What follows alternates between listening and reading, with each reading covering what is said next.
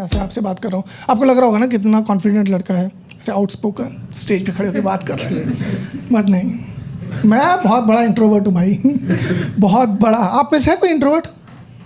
है कोई? कौन? हाँ? ये इंट्रोवर्ट है, ये इंट्रोवर्ट है। उसके बाजू में वाली, उसकी बाजू वाली ये। अच्छा, वो भी ठीक है। तो तुम दो ही हो। हाँ, इंट्रोवर्ट कभी नहीं बताते कि हम इंट्रोवर्ट हैं, लेकिन एक्सट्रोवर्ट, हाँ हम इंट्रोवर्ट हैं, हम भाई हम इंट्रोवर्ट हैं, इंट्रोवर्ट नहीं बताते। देखो भाई, तुम दो के सहारे में तो एक चीज़ प्रूव करना चाहता हूँ कि हमें ना बहुत ज़िंदगी में छोटी छोटी चीज़ें हैं ना, वो बहुत मुश्किल लगती। लाइक मुझे अभी तक बाल कटवाना नहीं आए, मैं बार्बर के पास जाता हूँ, मैं भैया काट दो, फिर वो काट देता है और मैं बाहर आ जाता हूँ। फिर मैं दूसरे के पास जाता हूँ, मैं भैया काट दो, फिर वो भी काट देता, फिर मैं बाहर आ जाता, फिर मैं तीसरे के पास जाके बोलता हूँ, मैं भैया टकला कर दो। इज लाइक कौन मर गया? मैं, मेरा सेल्फ कॉन्फिडेंस।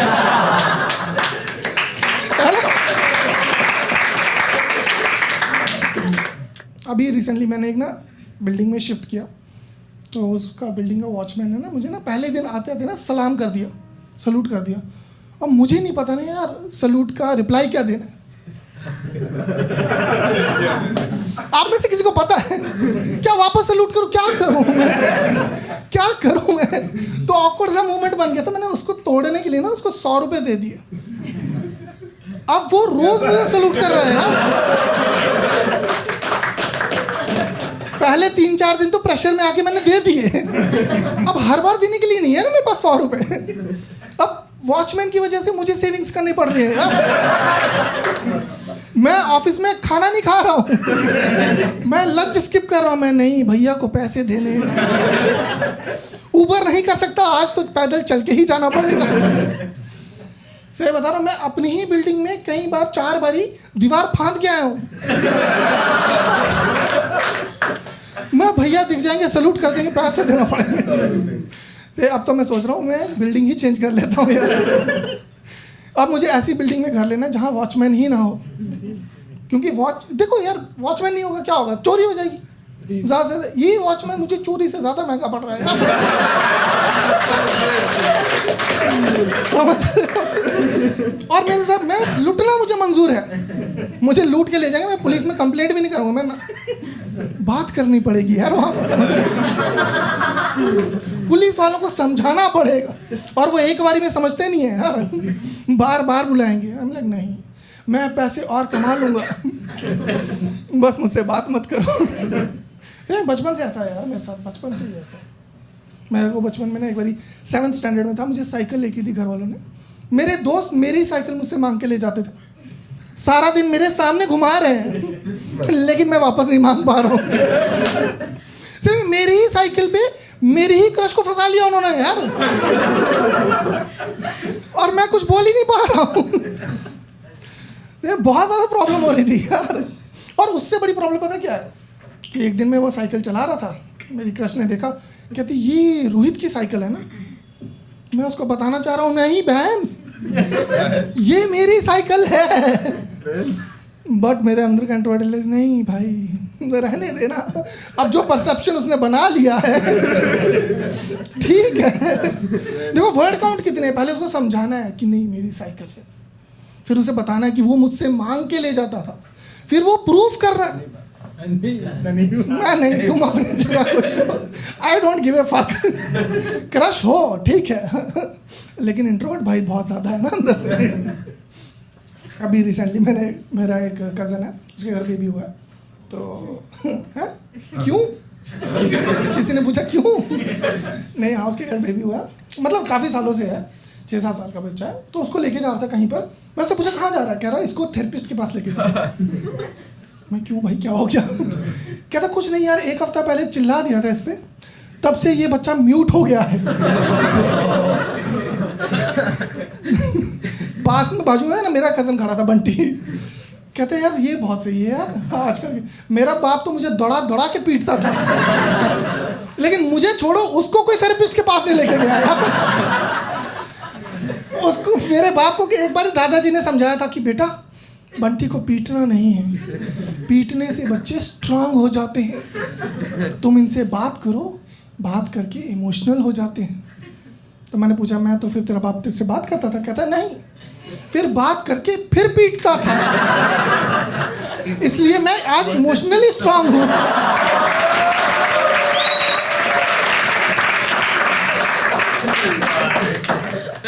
यार मुझे 90s का टाइम बहुत सही लगता है यार। 90s के बच्चे बहुत ज़्यादा ऐसे रफ एंड टफ थे।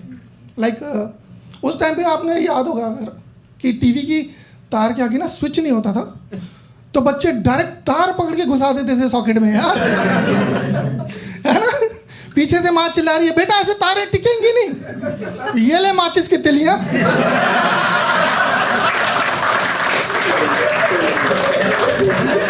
ये भी घुसा दे सॉकेट में। याद है आप लोगों को वो टाइम जब माचिस से ज्यादा तिलियां सॉकेट में दिखती थी भाई? क्या वक्त था ना वो। जिसकी जेब से माचिस निकली वो इलेक्ट्रिकल इंजीनियर, घर वाले इस लाइक टूल किट लेके घूम रहा है हमारा बेटा। सही में यार, तो उस वक्त अलग लेवल था। और 90s के लोग ना थोड़े डम थे, मतलब they used to compete with the speed of current, speed of electricity के साथ कम्पीट कर रहे हैं। टूटे हुए स्विच को तेजी से ऑन कर रहे हैं। मैंने देखा था मेरा मामा तेजी से ऑन कर रहा है, और उसका मेरा थोड़ा सा लगा, मैं हाँ जान जा सकती थी उसमें मामा, समझ रहा, मामी से पहले करंट तेरे को हक कर लेता। I don't know about this Mumbai situation, but मैं जहाँ से हूँ ना, जम्मू कश्मीर, हमारा छोटा सा घर था, और हमारे घर की ना एक सिचुएशन थी कि बरसात के दिनों में ना कभी कभी वॉशरूम के टैप्स में करंट आ जाता था। कभी आप में से किसी ने फेस किया वो? नहीं, ये प्रिविलेज है मुंबई की। हाँ प्रिविलेज है। सही में तब अर्थिंग नहीं हुई थी ना घर में, तो आ जाता था। तो हमारे घर में ना एक बरसात में वॉशरूम के टैप्स में करंट आ गया, और बीइंग लोअर मिडिल क्लास हमने ठीक नहीं करवाया। हमने लगाए जुगाड़, कंघी, चप्पल, टूथब्रश, जो हाथ में आ रहा है हम उससे नलका खोल रहे हैं, और नलका ढंग से खुले नहीं ना, उसमें से एयर नॉइस आता है ऐसे। ये सुन के मेरी माँ बोल रही है, देखा बेटा देखा, करंट निकल रहा है, करंट। पीछे हो जाओ, पीछे, पहले करंट को निकलने दो। मैं हाँ रेड कारपेट बिछा लो, यहीं से निकलेगा करंट आपका। सही में करंट कैंसर से ज्यादा तेज फैलता है भाई। घर की दीवारों में करंट फैल गया, दीवारों पे छिपकलियां रोस्ट हो रही हैं, घर टोस्टर बन चुका था भाई। बट बात ठीक ही नहीं करवा रहा है। इस लाइक 1 महीने की बात है, बरसात के बाद तो अपने आप ठीक हो जाना। मैं ये कैसा बाप है यार ये। तो मैं ऐसा नहीं हो सकता यार, मैं कुछ करना पड़ा। तो मैं ऐसे उठा, तैश में उठा, मैं आज तो बाप को समझा दिया, मैं पापा उसे छुड़ाया भी नहीं, मैं खुद छुड़ाया अपने आप। फिर मेरे पापा ने he looked into my eyes and goes, 30 दिन और।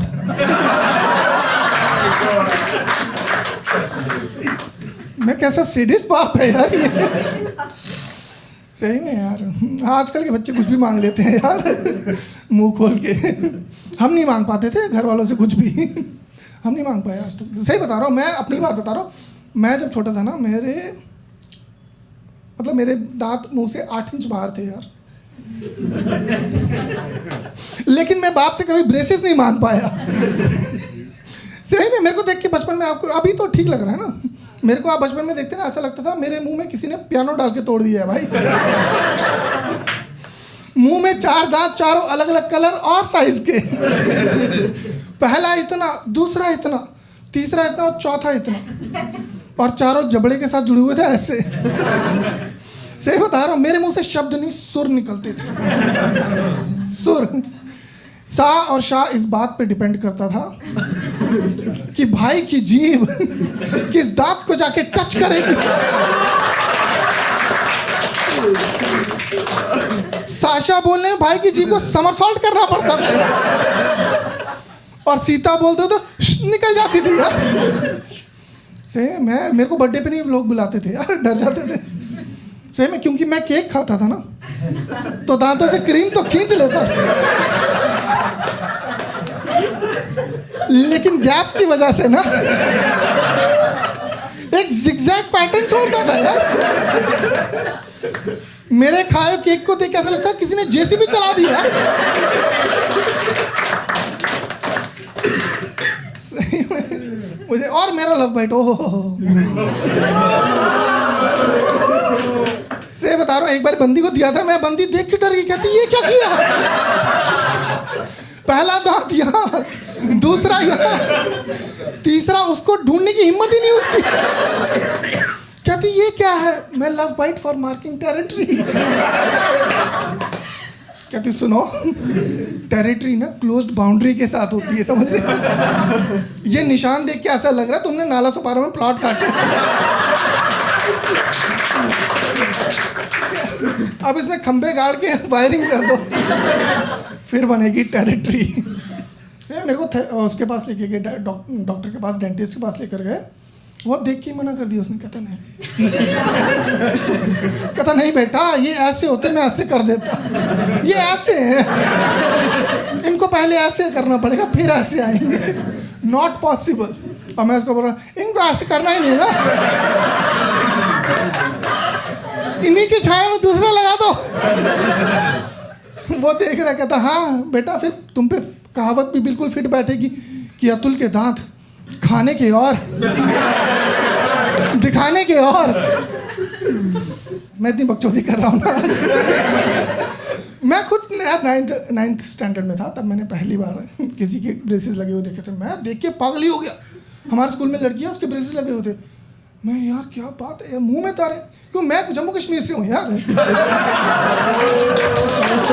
इससे पहले मैंने तारे सिर्फ सरहद पे देखी थी, मैं मुंह में तारे, हो कितनी क्यूट है ये बंदी यार। इसके तो मुंह में ही कश्मीर का मसला चल रहा है यार। घर लेके जाना पड़ेगा इसको। मैं इसको घर लेके आया, मेरी माँ उसके मजे ले रही है। कह रही है बेटा तुम ना पानी कम पिया करो, तारों में जंग लग जाएगा। मैं मम्मी जाओ यार यहाँ से। मेरी माँ जाते जाते बोल रही है बेटा तुम ना नलके के पास मत जाना,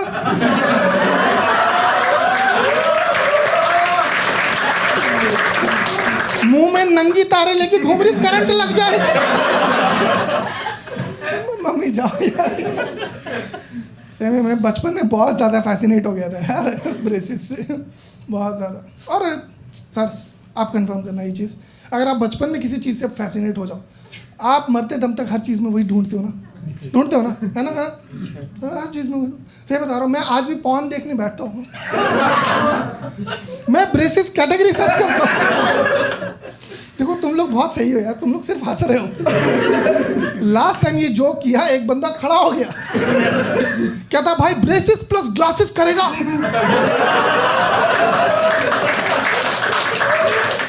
मजा ही आ जाएगा। मैं साले पॉर्न देखना, ईएनटी क्लिनिक नहीं खोलना। ऐसे ही लोग होते हैं एक्सट्रोवर्ट, ऐसे हरामजादे होते हैं एक्सट्रोवर्ट।